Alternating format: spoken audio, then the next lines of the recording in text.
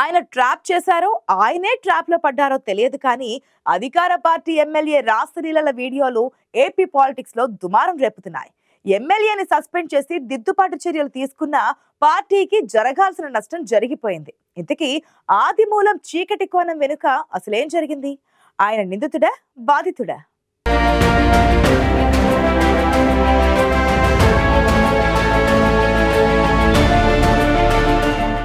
ఇంత బతుకు బతికి ఇంటెనకాల పోయినట్లే ఉంది ఆయన పరిస్థితి. తిరుపతి జిల్లా సత్యవేడు నియోజకవర్గ టీడీపీ ఎమ్మెల్యే వ్యవహారం ఇప్పుడు రాష్ట్రంలో హాట్ టాపిక్ గా మారింది.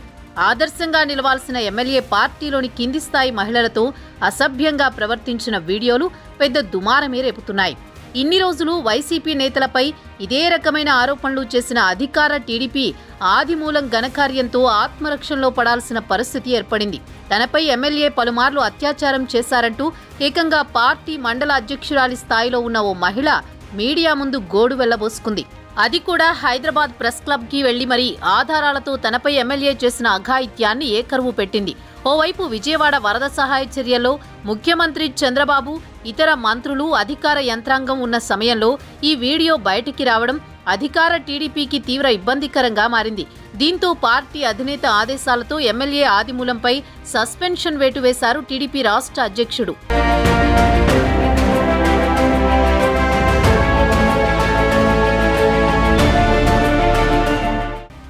ఆదిమూలం డర్టీ పిక్చర్ వెనుక ఏం జరిగింది? సదరు మహిళ నిజంగానే బాధితురాలా లేక ట్రాప్ చేసిందా అన్న అంశంపై భిన్న అభిప్రాయాలు వ్యక్తమవుతున్నాయి. అయితే ఆదిమూలం వ్యవహారం మొదటి నుంచి వివాదాస్పదంగానే ఉంది. సత్యవేడు నియోజకవర్గంలోని నారాయణవనం మండలం భీముడి చెరువు ఆదిమూలం స్వస్థలం. 40 ఏళ్ల సుదీర్ఘ రాజకీయ అనుభవం ఉన్న ఆదిమూలం రాజకీయ ప్రస్థానం టీడీపీ నుంచే మొదలైంది. స్వగ్రామంలో సర్పంచ్గా, అనంతరం జడ్పీటీసీగా, ఆ తర్వాత టీడీపీలో అనేక పదవులు పొందారు ఆదిమూలం. 2014 ఎన్నికల ముందు వైసీపీలో చేరిన ఆయన ఆ పార్టీ నుంచి పోటీ చేసి ఓడిపోయారు. అనంతరం 2019 ఎన్నికల్లో సత్యవేడు ఎమ్మెల్యేగా విజయం సాధించారు. అయితే ఆదిమూలం 5 ఏళ్ల పాలనపై నియోజకవర్గంలో ప్రజల నుంచి, పార్టీ శ్రేణుల నుంచి అసంతృప్తి వ్యక్తం కావడంతో ఆయనకు టికెట్ ఇచ్చేందుకు అధిష్టానం నిరాకరించింది.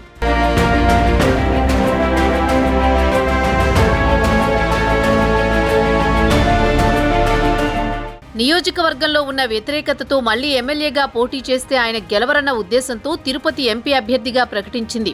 దీంతో టీడీపీలో చేరి ఆ పార్టీ టికెట్ సాధించారు కోనేటి ఆదిమూలం. వైసీపీ సిట్టింగ్ ఎమ్మెల్యేగా ఉన్న ఆదిమూలంని పార్టీలో చేర్చుకుని టికెట్ ఇవ్వడంపై సత్యవేడు టీడీపీ క్యాడర్లో తీవ్ర వ్యతిరేకత వచ్చింది. నియోజకవర్గంలో ఏ మండలంలోనూ ఆదిమూలానికి నాయకులు మద్దతివ్వలేదు.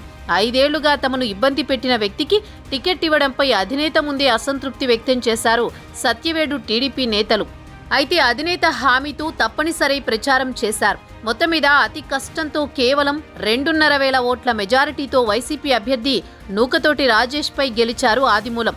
పార్టీ అధికారంలోకి రావడంతో నియోజకవర్గంలోని టీడీపీ నేతలను పట్టించుకోవడం లేదని ఆదిమూలంపై ఆరోపణలున్నాయి. దీంతో మండల ఇన్ఛార్జీలు ఆయనపై తీవ్ర ఆగ్రహంతో ఉన్నట్లు సమాచారం. ఈ క్రమంలోనే కేవీబీపురం మండలానికి చెందిన మహిళా నేత తనపై ఆదిమూలం అత్యాచారం చేశారంటూ వీడియోలు విడుదల చేయడం తీవ్ర కలకలం రేపింది. సదరు మహిళ వెనుక సొంత పార్టీలోని ఎమ్మెల్యేను వ్యతిరేకించే నేతలున్నారన్న చర్చ జరుగుతోంది.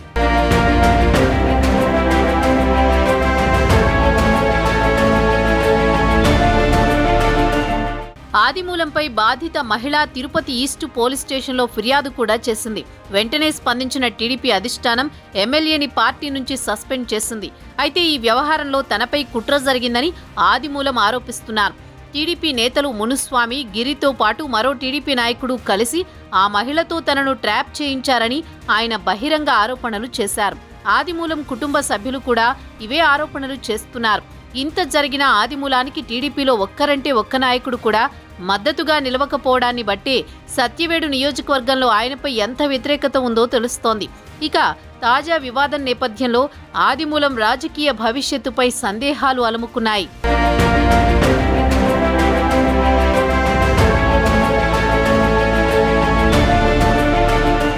పార్టీ నుంచి సస్పెండ్ చేయడంతో ఎమ్మెల్యే పదవిపై ఆసక్తికర చర్చ జరుగుతోంది.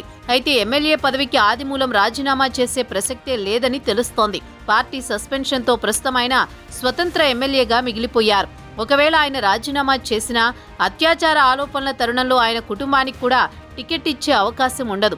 దీంతో ఎమ్మెల్యే టికెట్ కోసం పార్టీ మారిన ఆదిమూలం 5 ఏళ్లు తన పదవీ కాలాన్ని వదులుకునే పరిస్థితి లేదు. ఈ పరిణామాలతో సత్యవేడు టీడీపీ ఇన్ఛార్జి బాధ్యతల కోసం ఇతర టీడీపీ నేతలు క్యూ కడుతున్నారు. మొత్తం మీద ఆదిమూలం తీరుతో మొదటికే మోసమొచ్చింది.